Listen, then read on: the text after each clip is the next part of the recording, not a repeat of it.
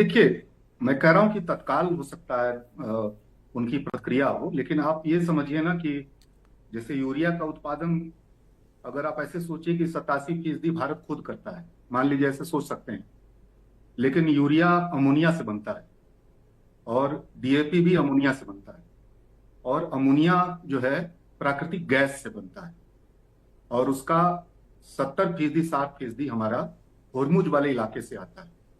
आप अगर इसको देखें, अभी चूंकि चर्चा ज्यादा एलपीजी पे हो रही है, मध्यवर्ग का मसला है, रसोई का मसला है, लेकिन ये अगर यूरिया उत्पादन हम आत्मनिर्भर भी हैं, लेकिन उसकी जो कच्चा माल है उसका 70-80% वो प्राकृतिक गैस है, और ईंधन भी गैस है। और उसका उस पे ऊपर हमारी डिपेंडेंसी, हम पूरी तरह से 90% आयात करते हैं। तो ये जो संकट है, इस संकट को हम लोगों को बहुत हल्के में नहीं लेना चाहिए। अभी हो सकता है कि जैसे मान लीजिए, अभी जब अगले साल का जब खेती का उत्पादन होगा, उस समय जब डीएपी का संकट आएगा, यूरिया का संकट आएगा, उसको आप कैसे देखेंगे? तो मेरा ये कहना है कि हमारी जो कुछ भी हमारी आत्मनिर्भरता है, वो तो उत्पादन के स्तर पे है, लेकिन कच्चे माल क्या होता है? कच्चा माल तो हमको प्राकृतिक गैस है उसका, चाहे यूरिया बनाना हो, चाहे अमोनिया बनाना हो, चाहे डीएपी बनाना हो, कोई भी चीज खेती से जुड़ा हुआ जो भी उर्वरक है, उसका सेंटर पॉइंट कच्चा तेल है, जी। प्राकृतिक गैस है। ठीक है। और वो प्राकृतिक गैस हम उत्पादन नहीं करते हैं। हमारी निर्भरता मध्य पूर्व पे है या रसिया पे है। और अगर दोनों मोर्चे पे आप देखें अभी के दौर में, तो रसिया वाला मसला, ट्रंप के दबाव के बाद रसिया वाला मसला हमने बहुत कमजोर कर दिया, और यहाँ एक ट्रंप के ही जरिए वहां युद्ध चल रहा है, और वो हमारा ब्लॉक हो गया पूरी तरह से। तो अभी तात्कालिक तौर पे आपको एलपीजी का संकट दिख रहा होगा, लेकिन संकट असल में जितना बड़ा किसानों के सामने होगा, ये रसोई तक नहीं चलेगा। ये संकट, ये संकट अब खेतों की तरफ जाएगा। जी। हो सकता है कि अभी तत्काल तत्काल तौर पे हो सकता है कि वो अभी किसानों के सामने हो सकता है, सचमुच अभी तत्काल कहाँ क्या खेती हो रही है, किस लेवल का मामला है, वो छोड़ दीजिए 2 मिनट के लिए।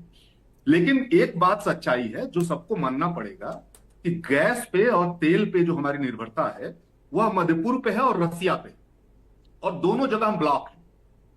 तो इसका मतलब ये है कि हमको कई जगह की, आप समझिए। और दूसरी बात, चाइना, रसिया, चाइना, भारत और ब्राजील, तीन बड़े खेती के जो बड़े उत्पादक देश हैं। मतलब आप समझ लीजिए कि भारत चावल का बहुत बड़ा उत्पादक देश है, ब्राजील सोयाबीन का बहुत बड़ा उत्पादक देश है, जी। चाइना उसका उत्पादक देश है।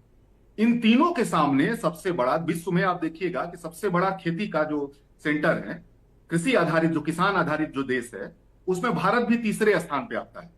और भारत में सबसे ज्यादा जो संकट पैदा होने वाला है, जिसपे कम चर्चा हो रही है, इस पे चर्चा हम लोगों को करनी चाहिए, कि भारत की खेती इस बार बहुत संकट में पड़ने जा रही है। और ये बहुत बुनियादी बात है कि खाद कैसे बनेगा भाई? खाद खाद जो उत्पादन है वो कैसे बनेगा? चाहे डीएपी हो, चाहे फास्फोरस हो, चाहे वो आपका यूरिया हो, चाहे कुछ भी हो, वो सारा चीज प्राकृतिक गैस पे है, तेल पे है। और उसका सुनिए, दूसरी बात ये भी समझिए, हम अपना जो भी अमोनिया या जो भी चीज आयात भी करते हैं, उस आयात का भी सेंटर होर्मुज इलाका है। आयात भी जो करते हैं, जो हम यहाँ उत्पादन करते हैं, उसके लिए भी कच्चा तेल चाहिए, गैस चाहिए, वो भी हम उसी इलाके से मंगाते हैं। और दूसरा, जो ओवरऑल हम आयात करते हैं खेती के लिए, जो भी चीज, उर्वरक जो भी आयात करते हैं, उस आयात का भी सेंटर वही इलाका है। कतर कतर सबसे बड़ा ऐसा देश है जिससे सबसे बड़ा हम आयातक हैं इस एलएनजी का। मामले में। एलएनजी का। हाँ, सबसे बड़ा, जी। सबसे बड़ा। हाँ। और वो उसने उत्पादन बंद कर दिया है, मार दिया उसके ऊपर मिसाइल हमले उसमें हुए, ईरान उसका ने। उत्पादन बंद कर दिया है। जी। तो मैं ये कह रहा हूं कि एक वास्तविक संकट है, उसको ढकने की कोशिश नहीं करनी चाहिए। क्या? तब हम उस पर चर्चा करेंगे जब, जैसे अभी रसोई संकट में आ गई है, तब हम चर्चा कर रहे हैं। और जब खेती बुरी तरह संकट में आ जाएगी पूरी तरह, तब हम उस पर चर्चा करेंगे। सवाल ये नहीं है, ये हमारी इस आदत को बदलनी पड़ेगी। अभी अभी से हमको खेती पे, भारत एक किसान प्रधान देश है, उस पे हम लोगों को चर्चा करनी चाहिए, उस पे बात करनी चाहिए। ये सवाल अभी सरकार एड्रेस नहीं कर रही है। एड्रेस इसलिए नहीं कर रही है कि अभी वो तात्कालिकता में फंसी हुई है, अभी रसोई को एड्रेस कर रही है, वो भी नहीं कर पा रही है ठीक से। खेती को संकट अभी नहीं किया जा रहा है, क्योंकि खेती की तरफ से अभी त्राहि त्राहि नहीं हो रहा है। बस इतनी ही बात है जी।